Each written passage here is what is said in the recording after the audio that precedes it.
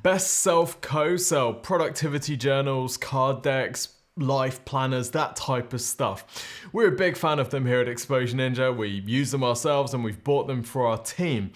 And rumor has it they grew from 0 to 8 figures in their first 2 years. No slouch.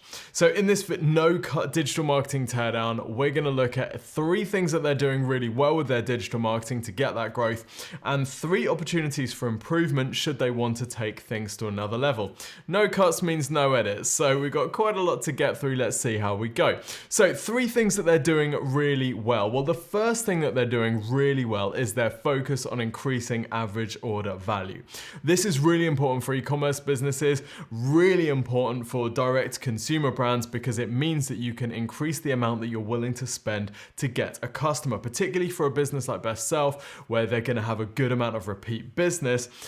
Average order value is such an important metric. So how do BestSelf increase their average order value and their first sale value? Well, there's a few things that they do.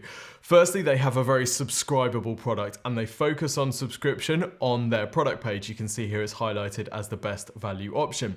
The second thing that they do is they have volume discounts.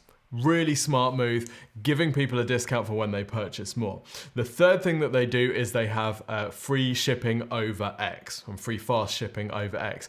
Again, look at the price point that is pitched at, $55, when the BestSelf journal, which is their kind of core headline product, is $32. So you're kind of incentivized to buy 2 or buy 1 and something else. Another thing that they've done over the life of the business to increase average order value is bring out related products. Now, they've been very careful as they expand their product range not to just go completely shotgun approach, let's just expand into everything, but they're kind of branching out from this core productivity focused journal into productivity journals for kids and tools to help you with your relationships, basically making your relationships more productive in a sense. So they've been careful with their expansion, sticking to their core target audience, and that has also allowed them to increase their average order value. So that's something that they are doing really well. They have also used one-click upsells during their checkout process. So after you purchase, having a one-click upsell before the confirmation page. And in an interview, their co-founder, I think is not with the business anymore, but Alan Brewer, mentioned that they got 13% conversion rate on their one-click upsells when they allowed customers to choose between 3 products rather than just having 1. That's a pretty decent order bump with those one-click upsells, and just shows the benefit of having those options after checkout. So that's the first thing that they're doing really well. The next thing that they're doing really well is talking to their customers. They have this Facebook group, the BestSelf Alliance, which has 38,300 members, which is no slouch. And this is a great way of interacting with customers, finding out what they want, finding out how they talk about things, and kind of getting to know them a bit. But in a relatively safe and private zone. We saw, for example, how I think Huel will have the forum on their website so they can talk to their customers actually on their website. And this is a great way of condensing people into one place so that you can get to know them a bit. Now, it's great that they've got this. The downside of it is that it doesn't appear to be used that much. And this is one of the dangers with this type of Facebook group, is that it actually requires a lot more resource to keep it running, keep it active than you might imagine. As someone who has set up and observed a lot of Facebook groups over the years, I know this. It's very easy to set one up and think, yeah, this is going to be great. But after 3-5 years, when you're like, we really need to be posting on it, we really need to be responding to people on a regular basis, it's all too easy to let those things slip. So whilst it's good, great idea, if it's not used, it can actually become a detriment to the business because it kind of looks a little bit dead. And there's sort of some tones in some of these where you've got people posting self-promotional stuff, people promoting other competitive products, and it just makes it feel like a little bit like they're not that invested in this particular strategy. So it's a good thing to do. Maybe the execution could potentially need a little bit of work. Okay, the third thing that they're doing really well is Facebook ads. Now, I really love the amount of user-generated content they're getting and using in these ads. So for example, this ad here, which you can't see because it's Safari is blocking me from showing it. But if you have a look on Chrome, basically it says, so my boyfriend and I got this intimacy card game we saw on TikTok, and then it's her and her boyfriend using the card deck and just kind of showing them on a date, and it's really user generated, it's really kind of authentic. There's a few posts along those lines.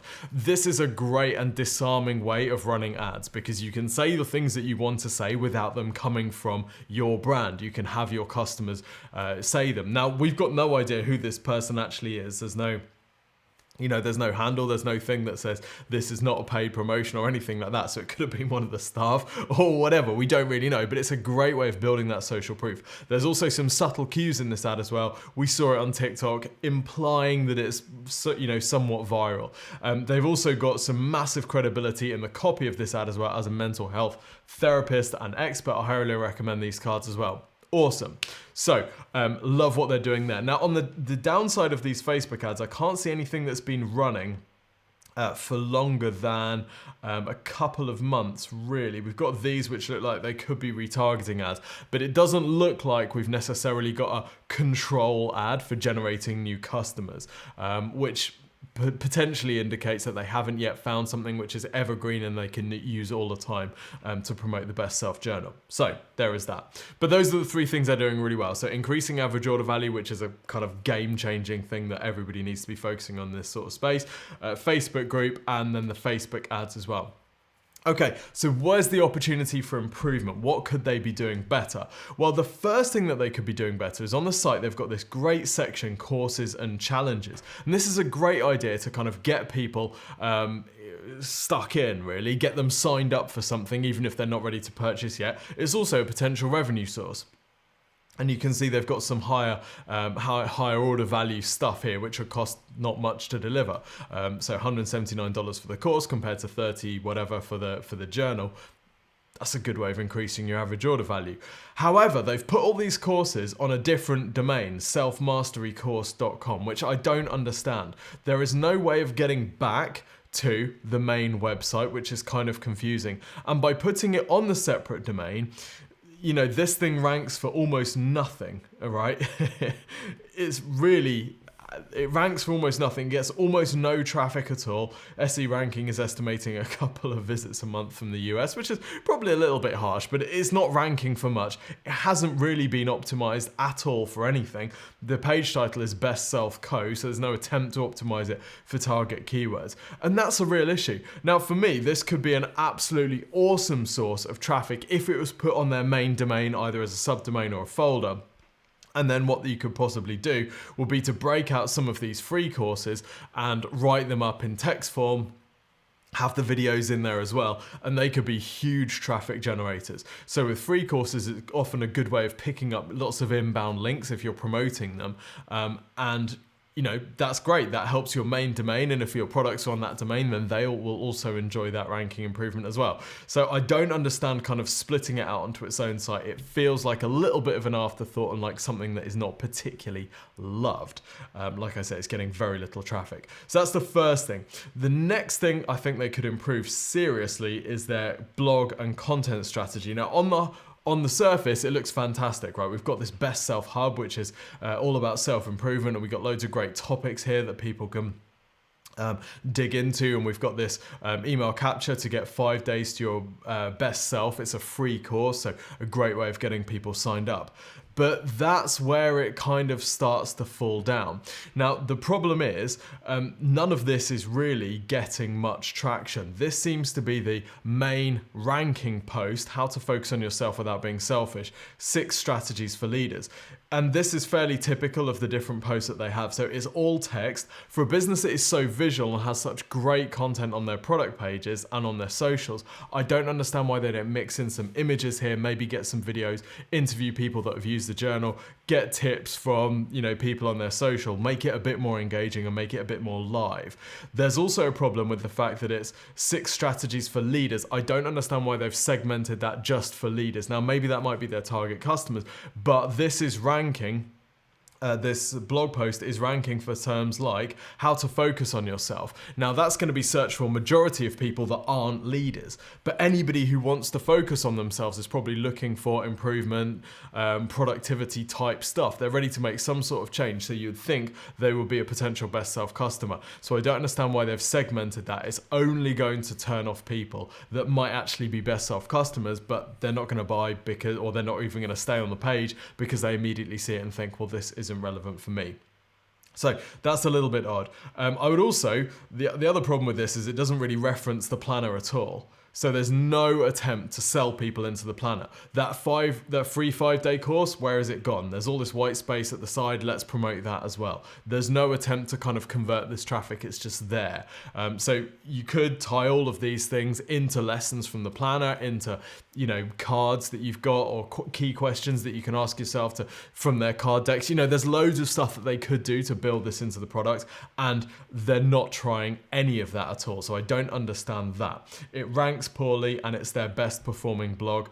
Overall, they're not getting much organic traffic at all to the site, to the content areas of the site. Now, for a business that knows so much about productivity and time management and how to be effective, this is such a massive opportunity. If they can take that knowledge out of their heads and put it on the website in a way that's effective and get links to it, this should be a huge source of traffic. They should be generating orders of magnitude more organic traffic to the blog section of their site than they are currently.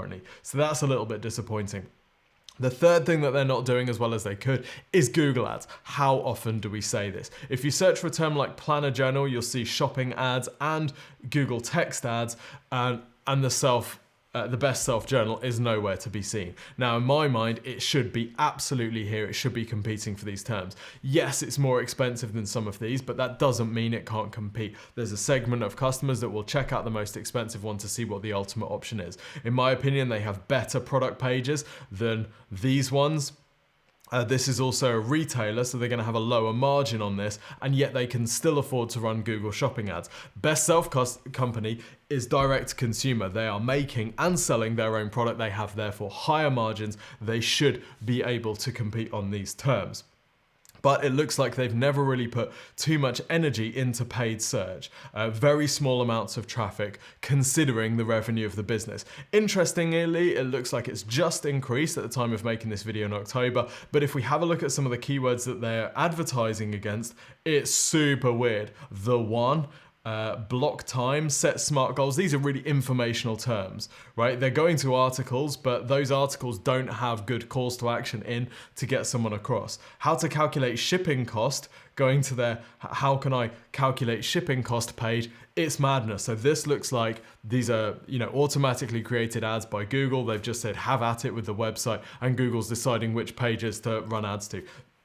Bad idea, right? You can do this for certain sections of your site, but don't do it for the whole site, otherwise you get this sort of rubbish. So it looks like this needs a little bit more attention, but Google ads should be a core strategy, both text ads and Google shopping ads. So there you have it. 3 things that they're doing well, 3 things that they could definitely improve on. If you want this sort of teardown for your business, then request a free website and digital marketing review from the team here at Exposure Ninja. We will analyze your website, pick out the things that you're doing well, pick out the things that you can improve. We'll also take a look at your competitors, put all of this into a 15-minute video, which will send to you usually within 2 to 3 working days. You can request this completely free of charge at exposureninja.com/review. That's exposureninja.com/review. Don't forget to subscribe to our YouTube channel as well. We post one of these every week, along with a longer video and a live session where we'll analyze people's websites live in front of an audience. It gets brutal and we love it. So go and check us out on Exposure Ninja on YouTube, and I'll see you next time.